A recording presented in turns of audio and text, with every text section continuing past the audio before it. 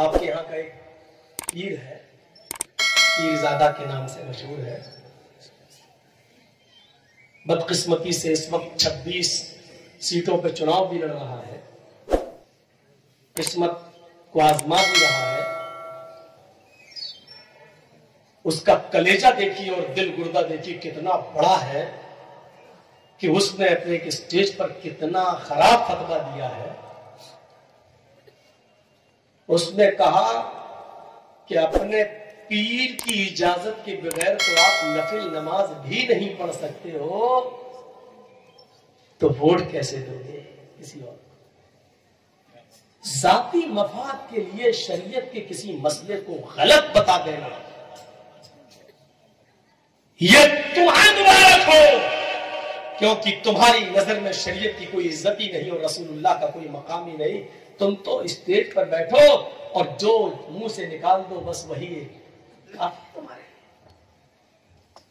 کس حدیث میں آیا ہے کہ نفل نماز پڑھنے کے لیے پیر سے اجازت لینا پڑے گی؟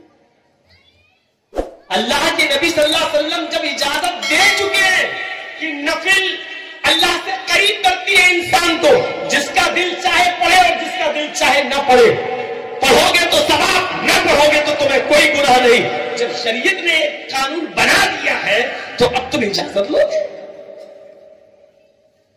شریعت صرف ایک کام کی اجازت مانگنے کی کا حکم دیتی ہے، وہ بھی عورت کو، کہ وہ نفلی روزہ نہیں رکھ سکتی ہے اپنے شوہر کی اجازت کے بغیر.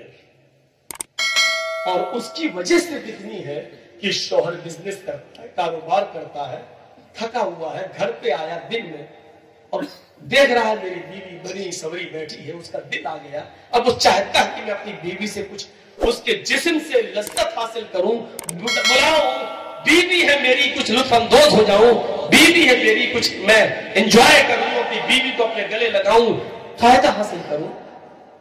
اب وہ چاہتا ہے کہ میں اپنی تھکاوٹ اتاروں اور وہ آگے کہہ رہی ہے میں تو روزے سے ہوں. کتنا غصہ آئے گا اس کو، کم بخت میں تو تیرے لیے آیا تو روزے سے.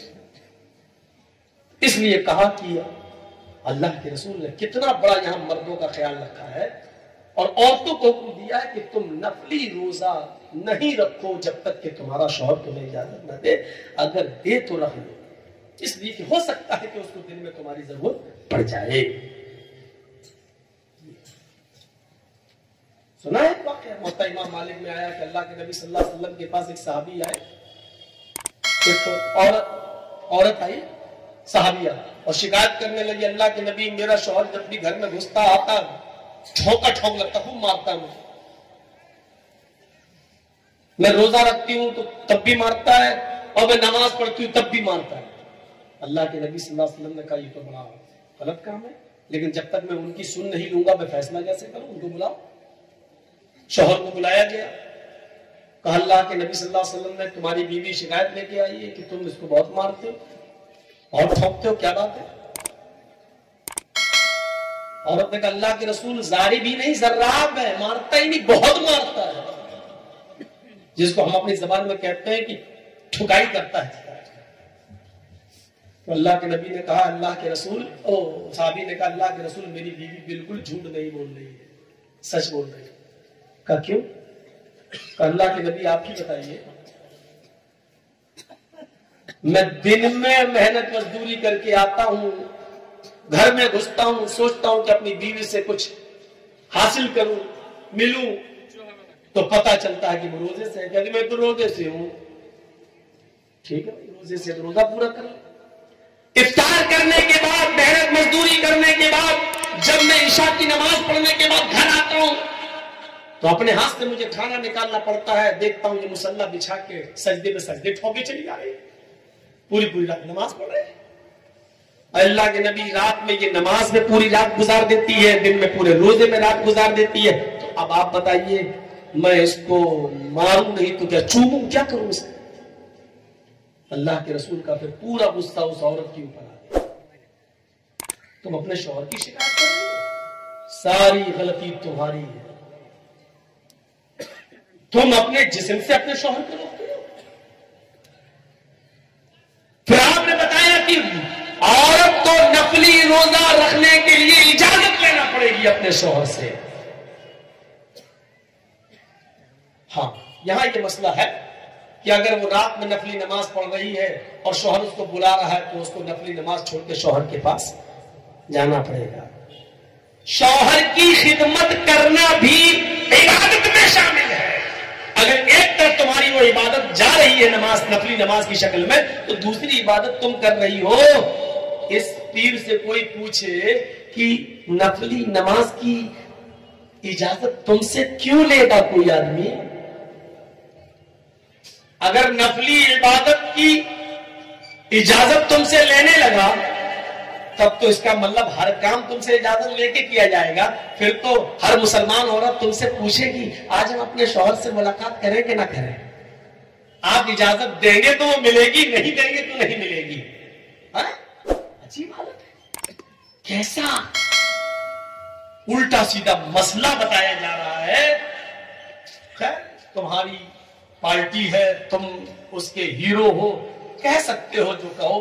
یہ تو ہماری قوم ہے جو الٹا سیدھا ایک زبان سے نکل جائے تو موبائل پہ فون کر کر کے ناک میں دم کر دیتے. مولانا یہ مسئلہ تم نے بتایا کیسے, یہ کہاں ہے, کون سی حدیث میں؟ جب تک ان کو مطمئن نہ کرو تب تک یہ مانتے نہیں ہیں, فون رکھتے نہیں ہیں. یہ ہماری قوم ہے جو مولانا کو سونے نہیں دیتی ہے. ایک تمہاری قوم ہے آنکھ بند کرنی چاہیے. میرے مولانا نے جو کہہ دیا ہے, ایک طرف راجنیتی اور دوسری طرف عبادت. اور کیا کہا جب نفلی نماز کی اجازت ہم سے لے کر لیے بنا نہیں پڑھ سکتے ہو تو ووٹ کیسے ڈال سکتے ہو؟ ایک طرف راجنیتی اور ایک طرف کیسے جوڑا جا رہا ہے. کتنی اہمیت بتائی جا رہی ہے. یعنی ووٹ بھی ڈالو تو میری مرضی سے ڈالو, میری اجازت سے ڈالو, میری اجازت سے. اب تم کہہ دو کہ سبندو ادھکاری کو دے دو تو کیا ہوگا؟ بھائی تمہارا حکم ہے, فرض ہے قوم کو ماننا, تو کیا کیا جائے گا؟ پھر دینا پڑے گا قوم. ان باتوں میں کچھ نہیں رکھا, بات آگے چلی گئی. تو خولہ بنت ثعلبہ کے لیے اللہ کے نبی نے جو راستہ نکالا وہ یہ تھا, اے خولہ بنت, اللہ کے نبی نے بلایا, اے خولہ ادھر آؤ. مسجد سے وہ اندر آتی ہے, پھر گھر میں جاتی ہے. فرمایا تیری دعا نے عرش الہی کو ہلا دیا ہے. اے خولہ تو دعا مسجد میں مانگ رہی تھی اور اللہ نے تیری دعا سن لی. یقیناً تو نے اس چوکٹ پہ سوال کیا ہے, یقیناً تو نے اس چوکٹ سے مانگا ہے جو سب سے بڑی چوکٹ ہے, اور اس چوکٹ کے رب نے, اس چوکٹ کے مالک نے تیرے لیے راستہ نکالا ہے. اپنے شوہر سے کہہ دو. اب سزا سن لو. جو لوگ اپنی بیوی کو کہہ دیتے تو مجھ پر میری موت کی طرح حرام, چل ہٹ, نہیں چھوئے گا, وہ لوگ سزا سنیں کیا ہے. فرمایا اپنے شوہر سے کہہ دو ایک غلام آزاد کریں. غلام آ گئی بات. ایک آدمی خریدو غلام اور آزاد کر دو اس کو, یا تمہارے پاس کوئی غلام ہو تو اس کو آزاد کر دو. یہ سزا ہے. اور اگر یہ طاقت نہ ہو تو فشہرین متتابعین, 2 مہینے کے مسلسل پے در پہ کنٹینیو روزہ رکھو. دوسری سزا جب غلام آزاد کرنے کی طاقت نہ ہو تب دوسری سزا کیا ہے؟ تینوں میں سے کوئی ایک ہے, ضروری نہیں ہے کہ یہ نہ ہو. تو یہ 3 سزائیں بتائیں, ان میں سے کوئی ایک کر دو. ایک غلام آزاد کرو, اور یا 2 مہینے کے پے در پے کنٹینیو ریگولر مسلسل روزے رکھو. یہ میں بار بار کہہ رہا ہوں, کنٹینیو مسلسل, بیچ میں ایک بھی روزہ چھوٹنا نہیں چاہیے, ایک بھی ناغا نہیں ہونا چاہیے. 1 سے لے کے 60 پورے 55 روزے رکھ لیا آپ نے, 55, اور ایک چھوڑ دیا, چلو 5 اور رہ گئے, ایک دن آرام کر لیں پھر رکھ لیں گے. ایک دن اگر آپ نے جان بوجھ کے چھوڑ دیا تو وہ 55 روزے بیکار, 55 بیکار. اب پھر سے رکھو 1 سے 60. بخار آ گیا, بیمار ہو گئے, وہ ایک الگ مسئلہ ہے, بیماری کا ایک الگ مسئلہ, اس میں نہیں.